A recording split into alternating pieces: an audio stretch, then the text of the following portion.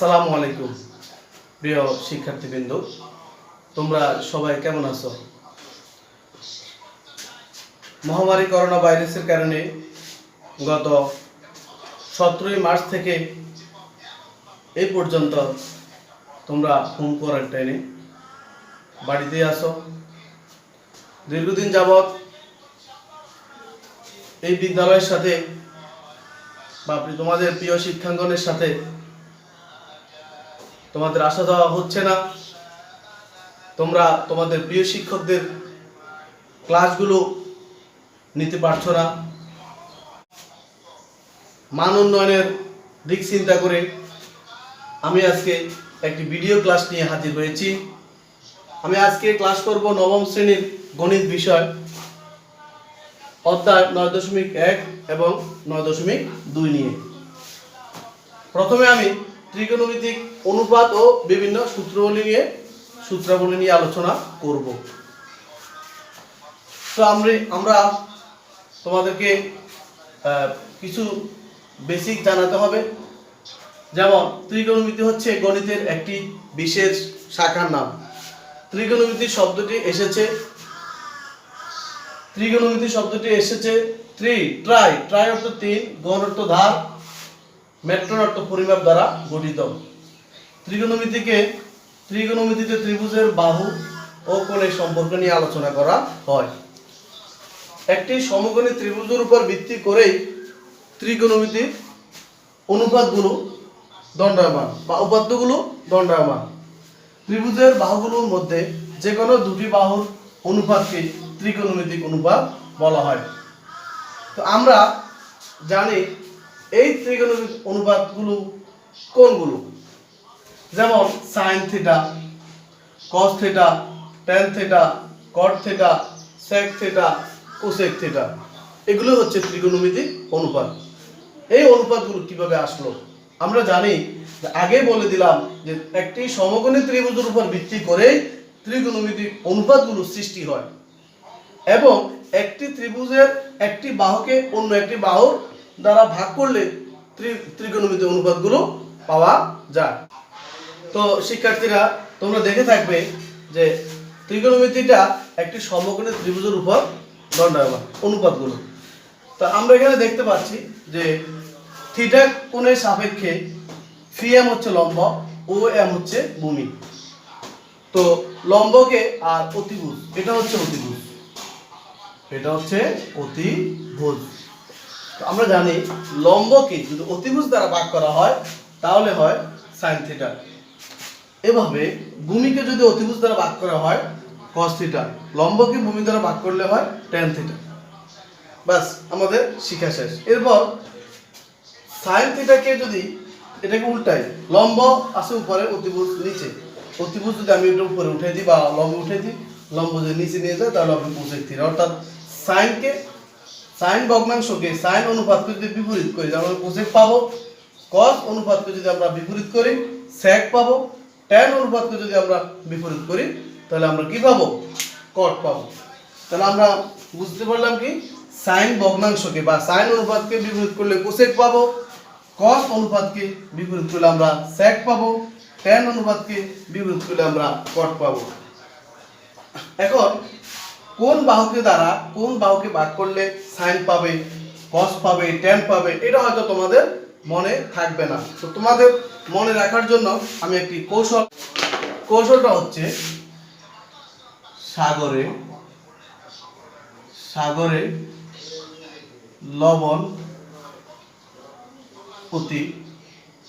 সাগরে মানে সাইন, লবণ মানে লম্ব, অতি মানে অতিভুজ।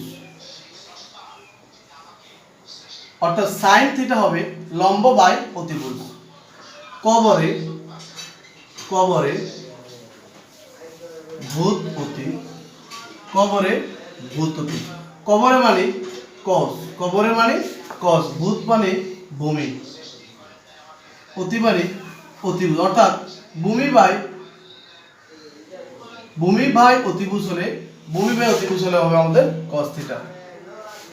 এরপর কবরে ভূত অতি, কি ধরনের ভূত? টেরা লম্বা ভূত, টেরা টেরা লম্বা বুধ, অর্থাৎ টেরা মানে 10, টেরা মানে 10, লম্বা মানে লম্ব, বুধ মানে ভূমি। যদি তোমাদের মনে না থাকে কোন বাহুকে দ্বারা কোন বাহুকে ভাগ করলে কি কোন কোন পাওয়া যাবে, কোন অনুপাত পাওয়া যাবে, সেটা মনে রাখার জন্য কৌশল এটা। সাগরে লবণ অতি, অর্থাৎ সাগরে মানে সাইন, লবণ মানে লম্ব, অতি মানে অতিভুজ, অর্থাৎ লম্ব ভাগ অতিভুজ। তোমরা এখানে শুধু এটা দিয়ে দিলে হবে, এখানে এখানে অর্থাৎ লম্ব ভাগ অতিভুজ হচ্ছে সাইন থিটা, ভূমি ভাগ অতিভুজ হচ্ছে কস থিটা, লম্ব ভাগ ভূমি হচ্ছে ট্যান থিটা। এবার যদি তুমি এই সাইনকে উল্টাও, সাইন উল্টালে হবে কোসেক থিটা, এটাকে থিটা, আর এটাকে উল্টালে হবে কট থিটা। 5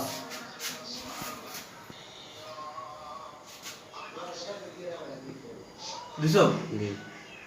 তাহলে তোমরা দেখতে পেলে কি সাইনকে বিপরীত ভগ্নাংশ করলে কি হয়, কোসেক হয়। কি হয়? তাহলে সাইন ইনটু কোসেক থিটা সমান 1 হবে। প্রশ্ন হলো স্যার কিভাবে হবে, কিভাবে হবে?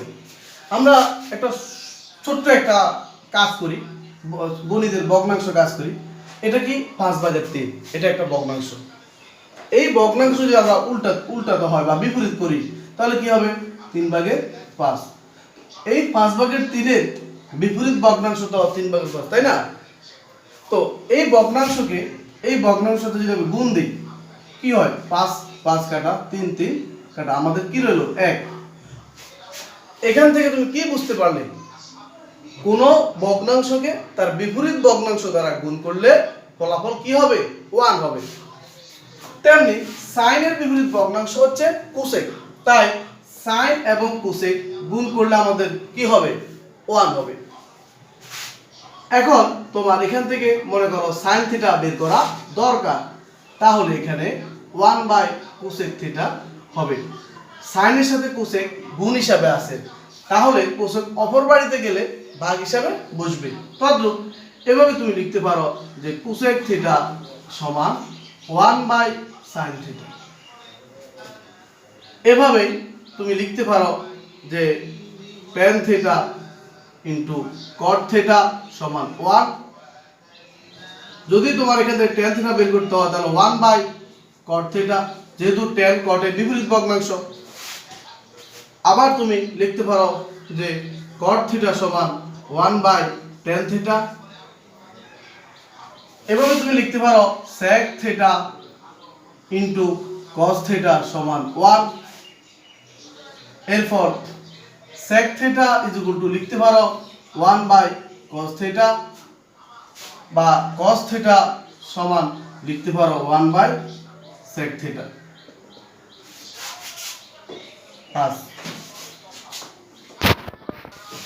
প্রিয় উপস্থিতি, আমরা এই সমকোণী ত্রিভুজের ক্ষেত্রে একটি পিথাগোরাসের এই সমকোণী ত্রিভুজের ক্ষেত্রে একটি পিথাগোরাসের সূত্র আমরা জানি। কি জানি?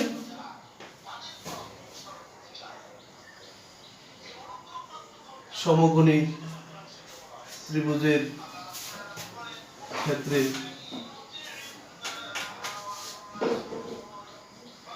পিথাগোরাসের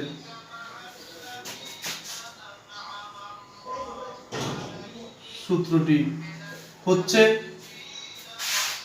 লম্ব স্কয়ার যোগ ভূমি স্কয়ার সমান কি? অতিভুজ স্কয়ার। এটা না সমকোণী ত্রিভুজের ক্ষেত্রে পিথাগোরাস সূত্রটি কি? লম্ব স্কয়ার যোগ ভূমি স্কয়ার সমান সমান কি? অতিভুজ স্কয়ার। এটাই তো নাকি? সংক্ষেপে তো এটাই। এখন আমি উভয় পক্ষে সকল পক্ষকে উভয় পক্ষে আমরা কি করব? অতিভুজ দ্বারা ভাগ করব, অতিভুজ স্কয়ার দ্বারা ভাগ করব। দেখো তো কি হয়? এখানে যদি আমার আছে লম্ব স্কয়ার ভাগ অতিভুজ স্কয়ার প্লাস ভূমি স্কয়ার ভাগ অতিভুজ স্কয়ার সমান অতিভুজ স্কয়ার ভাগ অতিভুজ স্কয়ার। ঠিক আছে, তো আমরা জানি লম্ব বাই অতিভুজ, আগে কি পেলাম? লম্ব বাই অতি সমান সাইন পেলাম। তা লম্ব বাই অতিভুজ যদি সাইন হয় তাহলে আমাদের সাইন স্কয়ার থিটা প্লাস ভূমি বাই অতিভুজ যদি কস হয় তাহলে কস স্কয়ার থিটা। ঠিক কি না? এরপর এই অতিভুজ স্কয়ার দ্বারা অতিভুজ স্কয়ার ভাগ করলে 1 হয়। দেখো আমরা এখানে আরেকটা সূত্র পেয়ে গেছি। কেমন? এখন এখান থেকে তোমার sin স্কয়ার থিটার মান কখনো কখনো তোমার sin স্কয়ার থিটার মান 60। তাহলে sin স্কয়ার থিটা সমান কত? তাহলে আমরা এখান থেকে sin স্কয়ার থিটার মান যদি আমার সে থাকে, আমি এখানে 1 cos স্কয়ার থিটাকে আমরা ডান পাশে নিয়ে যাব। আবার যদি কখনো cos স্কয়ার থিটার মান আমার 60, তাহলে 1 ডান পাশে sin স্কয়ার থিটাকে আমরা ডান পাশে নিয়ে যাব।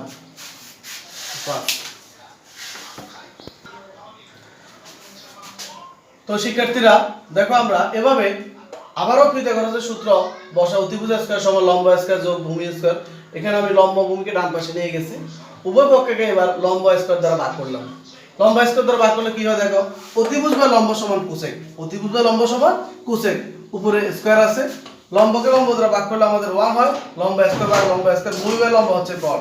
তাহলে দেখো কি হয়, cosec square theta = 1 + cot square theta. এটাও একটা সূত্র, এটাও একটা সূত্র। তাহলে এই cot স্কয়ারকে যদি আমি বাম পাশে নিয়ে আসি হয় কোসেক স্কয়ার - cot স্কয়ার = 1, এটাও অনেক সময় ব্যবহার হবে। আবার যদি cot স্কয়ার থিটার মান বের করতে হয়, এখান থেকে তুমি ক্যালকুলেশন করে cot স্কয়ার থিটার মান বের করতে হলে আমাদের হবে কোসেক স্কয়ার থিটা - 1 পাব। তো প্রিয় শিক্ষার্থীরা এভাবে আবারও আমরা পিথাগোরাসের সূত্র ব্যবহার করলাম, অতিভুজ স্কয়ার সমান লম্ব স্কয়ার যোগ ভূমি স্কয়ার। এবার আমরা উভয় পক্ষে আমরা ভূমি স্কয়ার দ্বারা ভাগ করলাম। তো ভূমি স্কয়ার দ্বারা ভাগ করলে অতিভুজ স্কয়ার বাই ভূমি স্কয়ার সমান sec স্কয়ার থিটা। যেহেতু অতিভুজ বাই ভূমি সমান sec, লম্ব বাই ভূমি হবে tan স্কয়ার থিটা, আর ভূমি বাই ভূমি মানে 1, ভূমি স্কয়ার বাই ভূমি স্কয়ার। এবার এটাও একটা সূত্র। এখান থেকে আমরা sec square theta minus tan square theta = আমরা 1 পেলাম। tan স্কয়ার থিটা যদি বাম পাশে আসে মাইনাস হবে। অনুরূপভাবে আমরা লিখতে পারবো, এখান থেকে আমরা ক্যালকুলেশন করে লিখতে পারবো tan স্কয়ার থিটা সমান লিখতে পারবো sec স্কয়ার থিটা - 1। এটা তোমাদেরকে আমি ক্লাসে ভালোভাবে দেখিয়েছি, বুঝিয়েছি।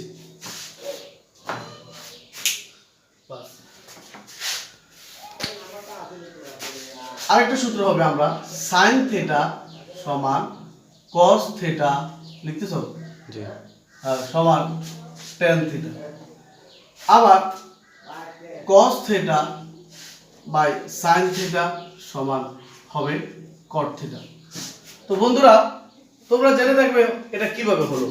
তো আমি তোমাদেরকে একটা ক্যালকুলেশন এই সূত্রটা প্রমাণ করে দিচ্ছি, তাহলে তোমরা বুঝতে পারবে এটা কিভাবে আসলো। আমরা এটা যদি ফি হয়, এটা যদি ও হয়, তাহলে দেখো আমরা লেফট হ্যান্ড সাইড এই সূত্র দিয়ে আমরা কাজ করি। কিভাবে হয় মানে এটাকে ওই অনুপাতকে করলে কিভাবে tan থিটাকে আমরা দেখব। তো লেফট হ্যান্ড সাইড উপরে আছে sin থিটা, নিচে আছে কি cos থিটা।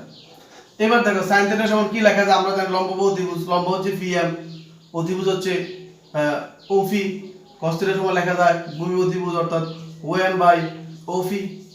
এবার এখানে ডাবল ভগ্নাংশ নাকি, যদি ডাবল ভগ্নাংশ হয় তাহলে উপরে ভগ্নাংশটা ঠিক থাকবে pm বাই OP, আর ভাগ যখন গুণ হবে নিচের ভগ্নাংশ উল্টে যাবে, তাই না? তাহলে OP কে OP দ্বারা ভাগ করলে 1 হবে, আর pm বাই OM থাকলো কি pm by OM। pm by OM সমান আমরা বলতো pm হচ্ছে লম্ব, OM হচ্ছে ভূমি। তাহলে লম্ব বাই ভূমি সমান কি tan থিটা, কি tan থিটা। এভাবে আমাদের হবে cos theta by sin theta সমান হবে cot থিটা। পাস। তো প্রিয় শিক্ষার্থীরা এখন আমি তোমাদেরকে 9.2 এর অঙ্কগুলো করার জন্য কিছু অনুপাতের মানের প্রয়োজন হয়, বিভিন্ন কোণের মানের প্রয়োজন হয়, যেমন sin 0 ডিগ্রি মান, sin 30 ডিগ্রি মান, sin 45 ডিগ্রি মান, sin 60 ডিগ্রি, sin 90 ডিগ্রি, এইভাবে sin, cos, tan, cot, sec, cosec, হ্যাঁ এই ধরনের মানগুলো তোমার দরকার হয় আমাদের অঙ্ক করার জন্য। তো আজকে আমরা তোমাদেরকে শিখাবো কিভাবে কাজ করলে আমাদের মানগুলো আমরা সহজে মুখস্থ রাখতে পারি, বা কোনভাবে শিখলে আমরা সবগুলো সহজ মুখস্থ রাখতে পারি। তো এটা যোগ করার জন্য আমরা একটা কাজ করি, প্রথমে আমরা সাইনের মানগুলো শিখব। সাইন মানগুলো শেখার জন্য আমার কৌশলটা তোমরা ফলো করো। প্রত্যেক জায়গায় একটা রুট দাও, প্রতি জায়গায় একটা রুট দাও, প্রতি জায়গায় একটা রুট দাও, দিছো তো? এরপর এখানে একটা টান দাও, এখানে একটা টান দাও, এখানে একটা টান দাও, এখানে একটা টান দাও, এখানে একটা টান দাও। প্রত্যেকটা ভগ্নাংশের হরে 4 দাও, এখানে 4 দাও, এখানে 4 দাও, এখানেও 4 দাও, এখানেও 4 দাও। এরপর লেখো এখানে 0 0 লেখো, এখানে 1, এখানে 2, এখানে 3, এখানে 4। এবার দেখো 0/4 অর্থাৎ ক্যালকুলেশন করলে উপরে যদি শূন্য হয়, নিচে যদি কোনো সংখ্যা থাকে, ক্যালকুলেশন করলে হবে 0, অর্থাৎ রুটের বর্গমূল 0 সমান 0। ঠিক কি না? তুমি এটাকে ক্যালকুলেশন করে দেখো, 1 এর বর্গমূল 1, 4 এর বর্গমূল 2। ঠিক কি না? তুমি এটাকে ক্যালকুলেশন করে দেখো, 2 এর বর্গমূল হচ্ছে √2 আর 4 এর বর্গমূল হচ্ছে 2। তো এটাকে তুমি আবার ক্যালকুলেশন করলে কি হয়, √2 মানে হচ্ছে √2 দুইটা, 2 হচ্ছে √2 দুইটা, √2 কাটা থাকে 1/√2। ঠিক কি না? এরপর তুমি যদি এটা ক্যালকুলেশন করো, 3 এর বর্গমূল হচ্ছে √3, 4 এর বর্গমূল হচ্ছে 2, √3/2 আর এটার কাটলে 1 হয় সমান 1। তাহলে আমরা কি বুঝতে পারলাম, sin 0 ডিগ্রি মান হচ্ছে 0, sin 30 ডিগ্রি মান হচ্ছে হাফ, sin 45 ডিগ্রি মান হচ্ছে 1/√2, sin 60 ডিগ্রি মান হচ্ছে √3/2, sin 90 ডিগ্রি মান হচ্ছে 1। তোমাদেরকে আমি আবারও ক্লিয়ার করে বোঝাচ্ছি, তোমরা এই মানটা কিভাবে বের করবে। আমার মতো করে লিখবে, প্রত্যেকটা সমানের ডান পাশে একটা রুট দিবে, প্রত্যেকটা রুটের মাঝখানে একটি একটি ভগ্নাংশ টানবে বা একটি বাঘ দেওয়ার জন্য একটা রেখা টানবে। এরপর প্রত্যেকটা হরে একটা করে 4 দিবে। এরপর লবে sin 0 তে 0 দিবে, sin 30 তে 1 দিবে, sin 45 এ 2 দিবে, sin 60 তে 3 দিবে, sin 90 তে 4 দিবে। 4 দেওয়ার পর এখানে 0/4 হলে 0 হবে। কিভাবে? তুমি দেখো 0/4, হ্যাঁ, তো এটাকে ভাগ করলে 0 হবে, আর রুটের বর্গমূল √0 মানে 0। 1/4 এর বর্গমূল, এটাকে বর্গমূল করলেও হাফ হবে।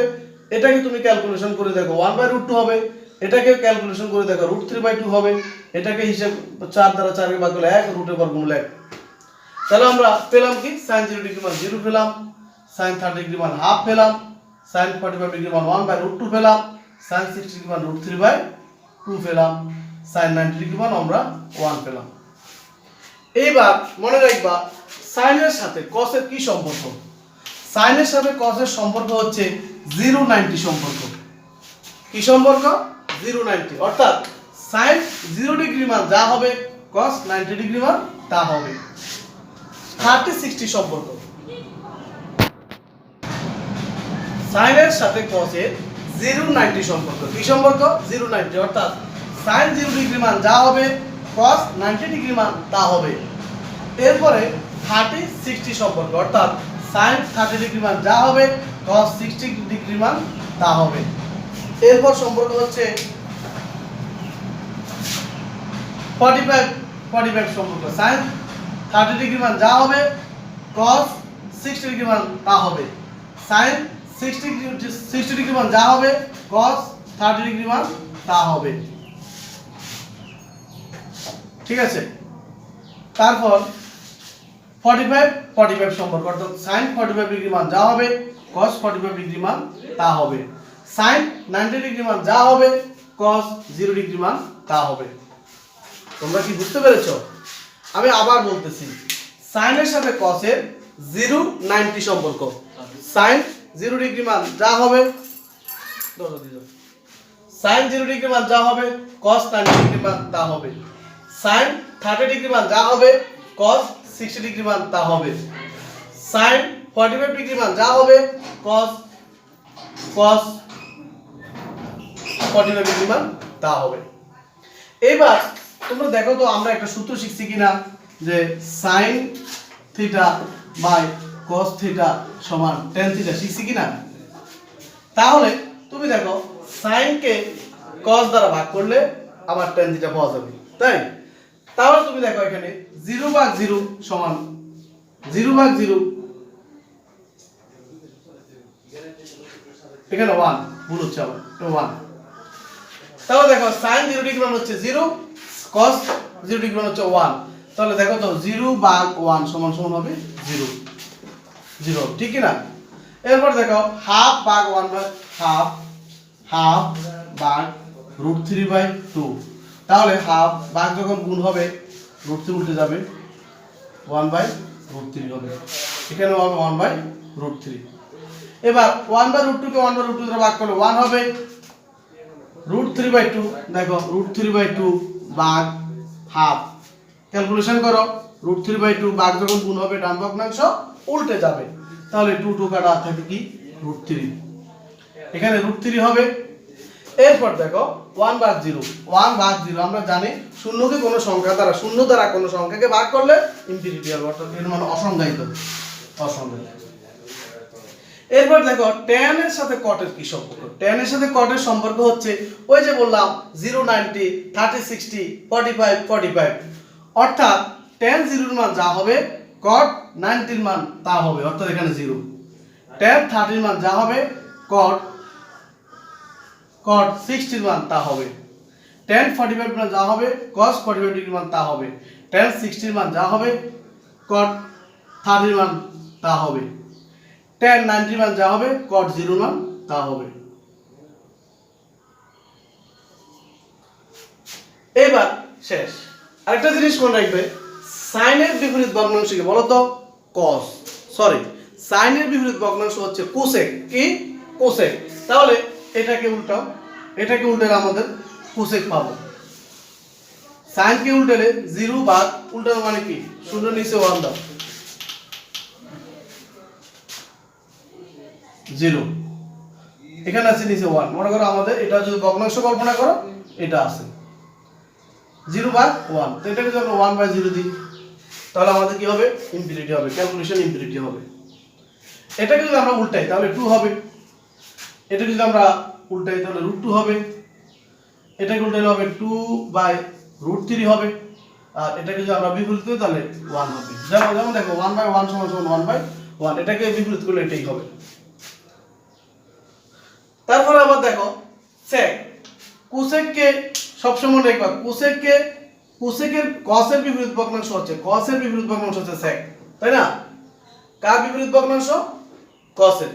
অথবা তুমি এইভাবে মনে রাখতে পারো যে sec এর সাথে cosec এর কি সম্পর্ক? 0 90 30 60 45 45, অর্থাৎ cosec 90 ডিগ্রি মান যা sec 0 ডিগ্রি মান তা, অর্থাৎ এটা উল্টে দাও তাও তো হয়, এটা ইনফিনিটি হবে, এটা √2 হবে, এটা 2/√3 হবে, এটা 2 হবে, অর্থাৎ sec 0 ডিগ্রি মান যা cosec 90 ডিগ্রি মান তা, sec 30 ডিগ্রি মান যা cosec 60 মান তা, sec 45 ডিগ্রি মান যা cosec 45 ডিগ্রি মান তা, sec 60 ডিগ্রি মান যা cosec 30 ডিগ্রি মান, sec 60 cosec 30, sec 90 ডিগ্রি মান যা cosec 0 ডিগ্রি মান তা।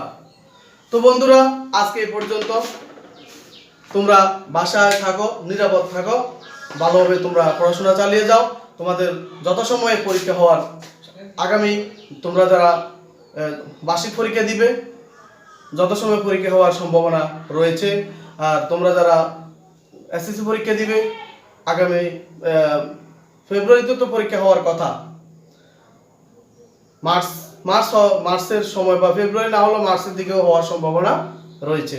তো তোমরা ভালো থাকো, সুস্থ থাকো, বাড়িতে থাকো। খুদা হাফেজ।